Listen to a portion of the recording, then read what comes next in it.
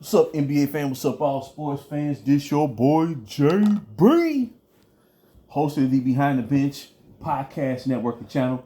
Giving a shout out to the rest of the crew: Shy, Kelvin, Jermaine, KB Film Room, Big Dog Talk Sports. That's right. That's right. Everyone who's tuning in, thank you for supporting Behind the Bench. Subscribe to this channel. Help make the show the best that it can be. And look. This is what it gets down to, people. This is what it gets down to. The standard is the standard. Period. At the end of the discussion. Whatever it is that has had long-standing influence, prominence, existence, it's the standard. The standard is the element or the level of performance that solidifies the goal that you're trying to achieve. Meaning, a fan such as myself, in regards to sports history, I had the opportunity to follow ESPN. ESPN was founded and debuted in 1979. And it was a struggle for them at first. It's like they tried to charter this new frontier. A 24-hour a day, 7-day a week sports channel. Just think about that. Think about that. 24 hours a day, 7 days a week,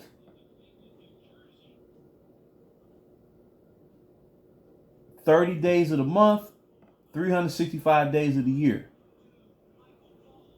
Exclusive sports network.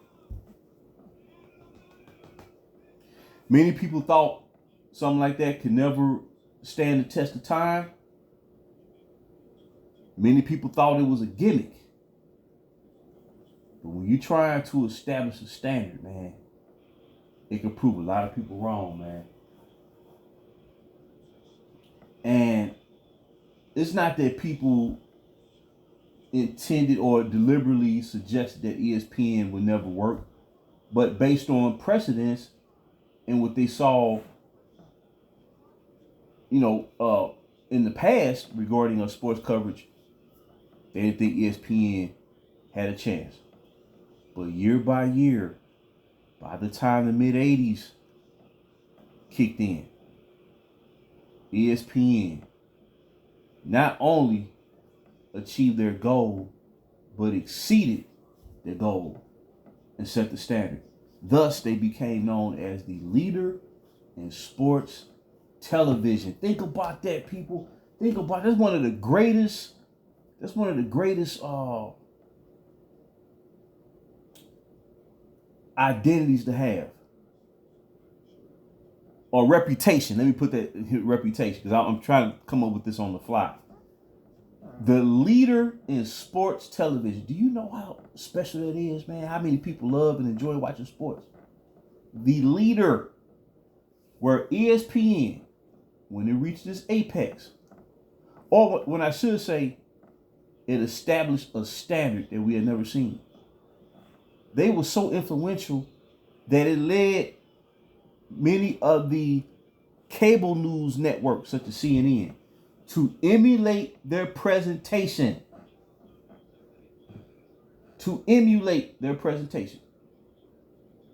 CNN, Fox, MSNBC, you saw influence by ESPN and what they were trying to do. And I'm trying to give a backdrop here because I want particularly the youth generation, and I want them to experience the same uplift that we did. And it hasn't been happening. But that doesn't mean that it can't again. But a lot of things have to be corrected. and I believe what ESPN as well as a lot of these sports shows need to do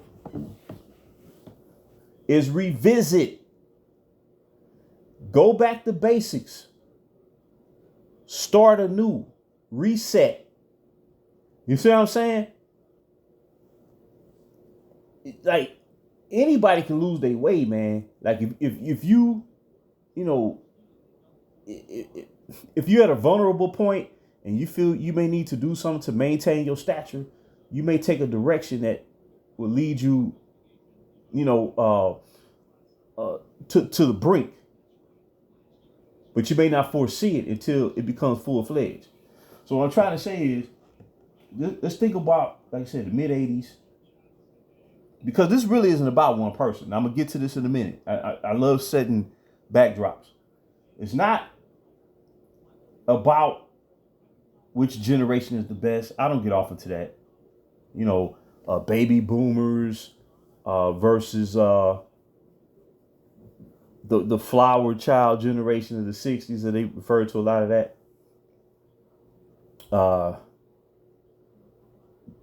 The Generation X, Generation Y, Generation Z.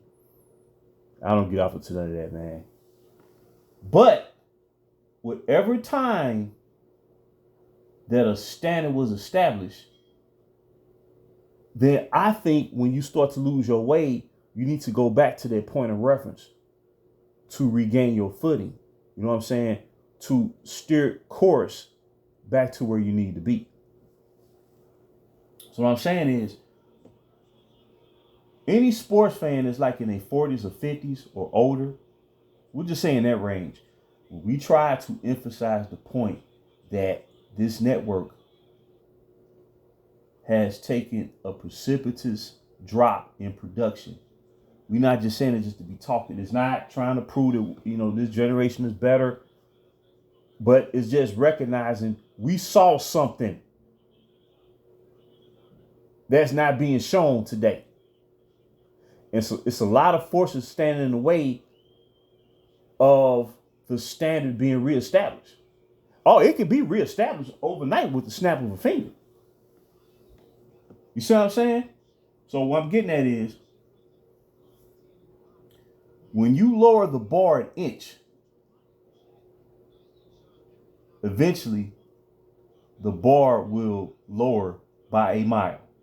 As they say, you give an inch, they'll take a mile. You lower that bar a smidget,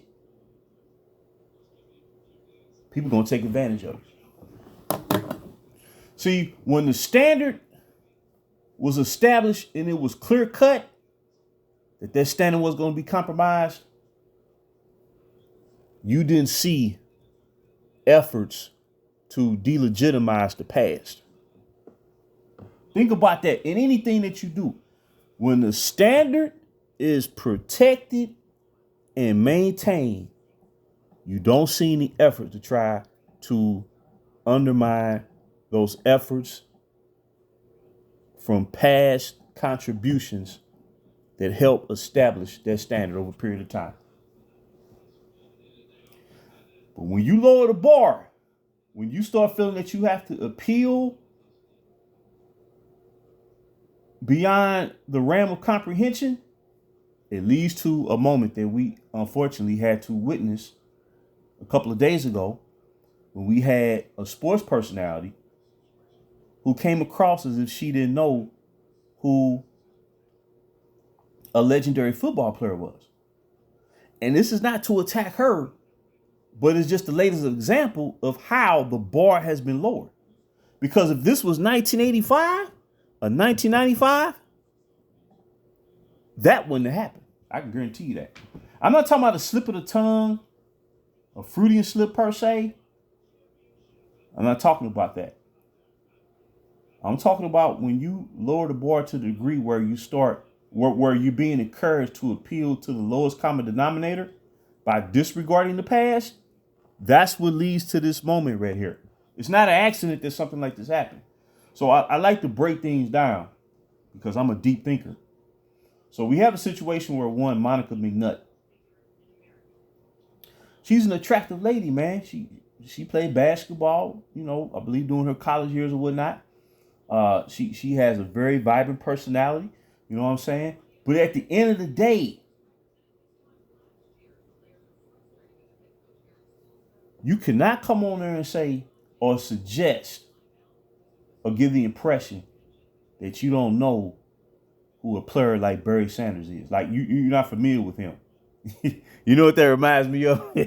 And I hate to bring this up, but it turned out to be, truth be told, ironically, this is one of my favorite moments ever on BET channel, Black Entertainment TV, during the 2004 BET Awards, where Rick James was being awarded for a lifetime achievement and whatnot. And it was this young female entertainer. She said she didn't know who Rick James was, so Rick James had to get on her back. And basically, what he said, he called out on live TV, used some choice words, and went on about his way.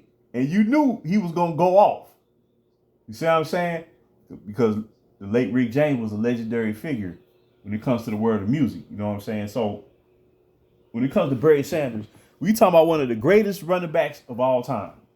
He had a chance to break the all-time, what was then the all-time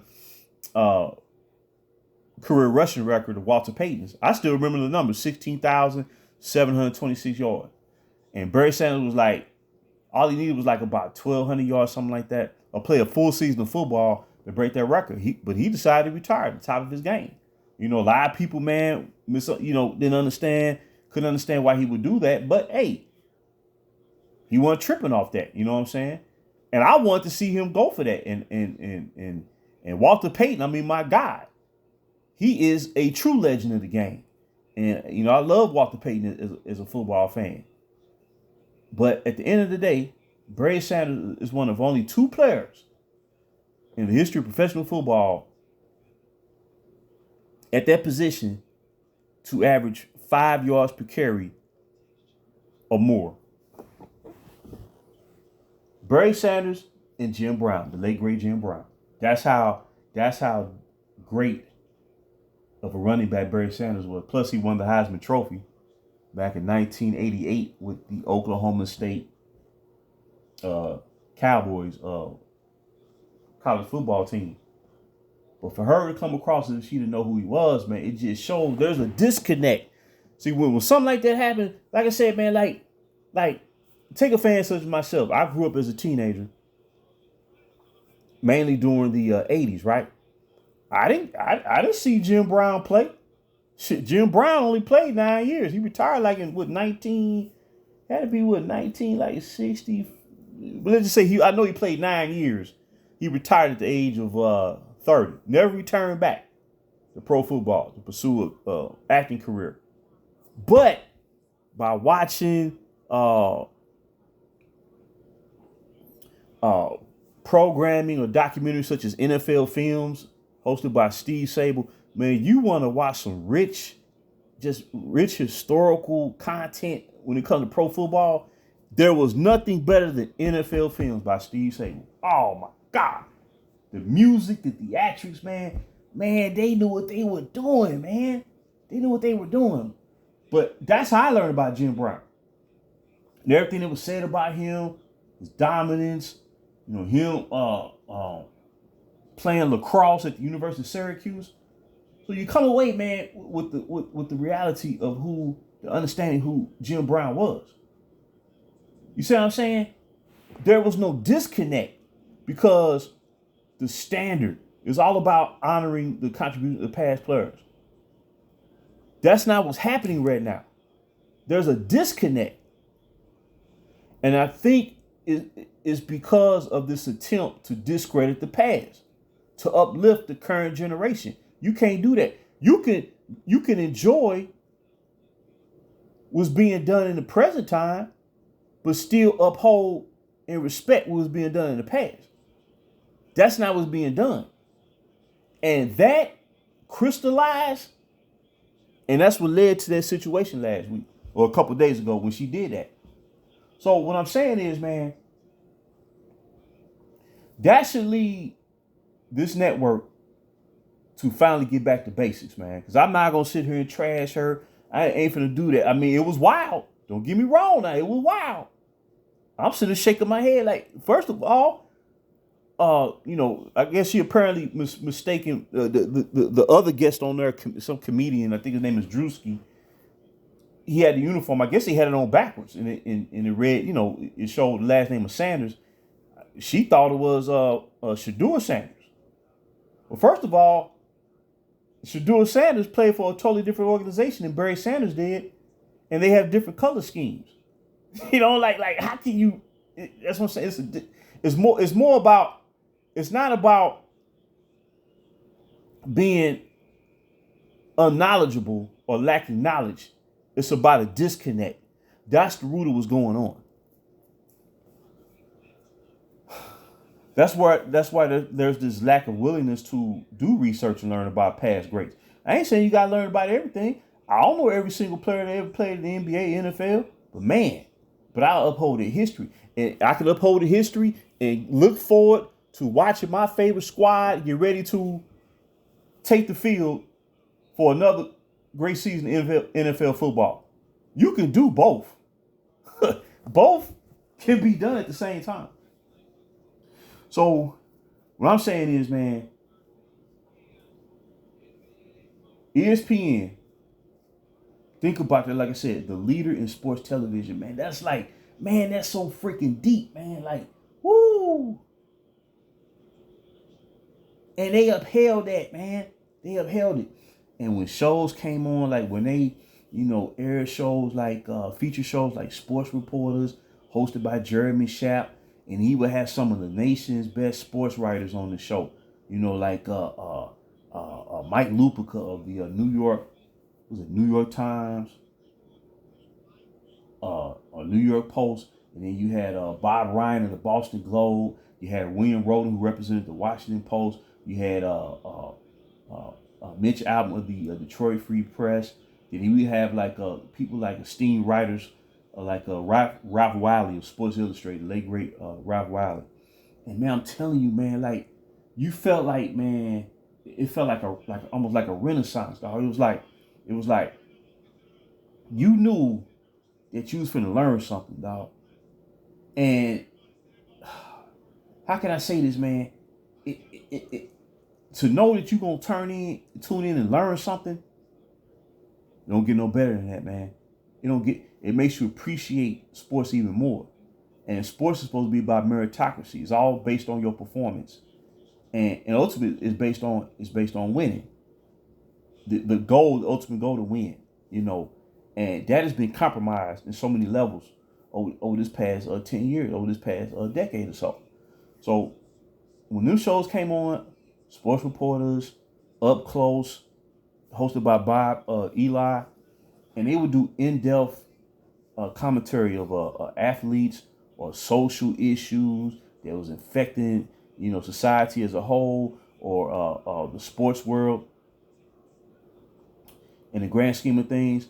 But whatever their political beliefs were, they didn't let it compromise what the ultimate goal was to cover sports at the highest level. And even if you disagreed with a political take that they had, which they didn't emphasize daily, it was just like whenever a serious social event happened, they may express their views on things. Even if you disagree with the premise, but ultimately they will lead you to a better understanding of what was going on. And I'm telling you, man, the network was so profound. Like I say, many of the sports of the cable news networks, they pattern their presentation after ESPN. I'm telling you, man, like it was like the sports version of watching like Walter Cronkite, who was the long-standing anchor of CBS News back in the 60s and 70s. And then, Max Robinson, one of the original black news anchors on CNN. I can go on and on, man. I'm telling you, man, it was beautiful, dog. And you would set your clock to it, man. You be like, man, I can't wait till I get home. Man, I got to tune on ESPN. ESPN was the number one network on cable television, period. And it's not that right now, man. And the men who represented the network, the women who represented the network, man, it seemed like they had one common goal. Let's uphold the standard that's been set and build on it, man. Let's provide sports commentary and coverage like it's never been done before. That's the way it came across, man, and it elevated everybody's effort. And the people who tune in watching ESPN, they can feel that that was being projected to the viewing audience, man. It was beautiful, man. And we wanted to see them take it to the highest level, maintain the standard. You see what I'm saying? It was like everything was connected in a beautiful way, man. And now you got all this contention, chaos, misnomers, agendas, narratives, and it's bogging everything down, dog. So what I'm saying is, in the grand scheme of things, this is bigger than Monica McNutt. But at the same time, for her to come on there, man, and suggest that she didn't know who Barry Sanders was, dog. I mean, and see, another thing too, you had people assigned to cover certain sports. And at one time, ESPN used to cover all the sports, the whole spectrum: football, baseball. Buster Olney. You could tell he truly loved baseball, dog. He wasn't messing around. You know what I'm saying? They covered tennis, man. All the tennis tournament. Wimbledon, U.S. Open, Australian Open, French Open. They covered women's basketball when the WNBA first started. Well, what network was they showing on? ESPN. They covered all the sports, man. I'm telling you, man. They was on point, man. They was serious, man. They meant about business. And it wasn't about someone being the face of the network or nothing like that, man. Everybody, man, got they shine, dog. And I'm telling you, man, they got to get back to base. They got to admit. First thing they got to do is acknowledge, man, that the standard, the bar's been lowered. They got to admit that. In sports coverage in general, the bar's been lowered. And we better, that's what the past is for, to learn from. And better stop crapping on the past and learn from the past. And what they going to find is, man, the people who helped build this network to become leading sports television, they was doing so at a higher level. It's as simple as that, man. It's as simple as that. And I'm telling you, if they change the scope of what's going on now back to what it used to be, tell you, man, we'll see the difference overnight. Tell you. So that's my take on things, man. And it's unfortunate what happened, but like I said, it didn't happen. It didn't happen by accident. I'm not saying she intentionally did it. That's not what I'm saying. I'm saying when you have a lot of negative forces that's been projected over a long period of time, it'll create the environment for a situation like that to happen. I'm telling you, man. So I just want to drop that gold nugget, man. But maybe it's a good idea if she don't talk football and just stick to basketball. You see what I'm saying? Just and then just focus on that. Just focus on that. And they need to, how can I say this?